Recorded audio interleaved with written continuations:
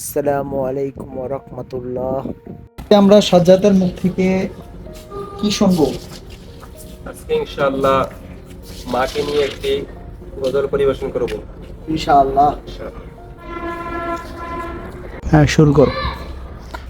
ওগো মা, তুমি এই ধরনের শ্রেষ্ঠ নিয়ামত, তোমারই পদ তলে রয়েছে জান্নাত, তোমারই পদ তলে রয়েছে জান্নাত।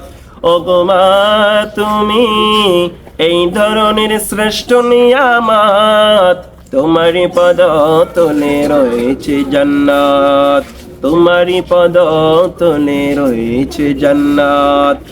এই পৃথিবী থাকতো গফল পাখিহীন, এই পৃথিবী থাকতো গো মায়া মোহহীন, এই পৃথিবী থাকতো গফল পাখিহীন, এই পৃথিবী থাকতো গো মায়া মোহহীন।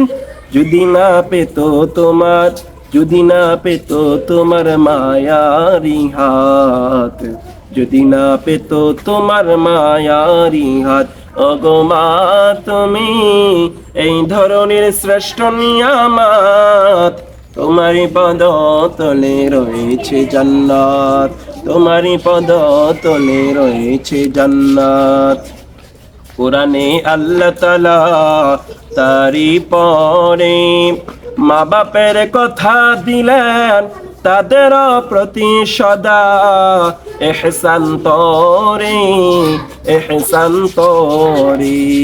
কোরআনে আল্লাহ তাআলা তারি পরে মা বাপের কথা দিলেন, তাদের প্রতি সদা ইহসান তরে, ইহসান তরে।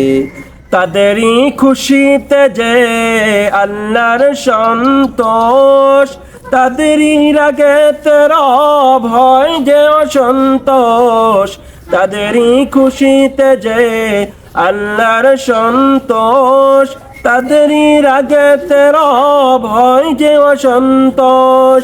খোদারি রহম তারা, খোদারি রহম তারা এই ধরার বরকত, খোদারি রহম তারা এই ধরার বরকত। ওগো মা, তুমি এই ধরনের শ্রেষ্ঠ নিয়ামত, তোমারই পদ তলে রয়েছে জান্নাত, তোমারই পদ তলে রয়েছে জান্নাত।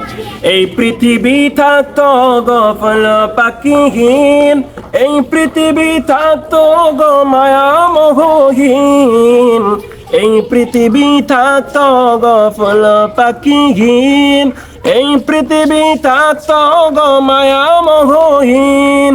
যদি না পেত মায়ের, যদি না পেত মায়ের মায়ারি হাত, যদি না পেত মায়ের মায়ারি হাত, ওগো মা, তুমি এই ধরনের শ্রেষ্ঠ নিয়ামত, তোমারই পদ তলে রয়েছে জান্নাত, তোমারই পদ তলে রয়েছে জান্নাত, তোমারই পদ তলে রয়েছে জান্নাত। আসসালামু আলাইকুম ওয়া রাহমাতুল্লাহ।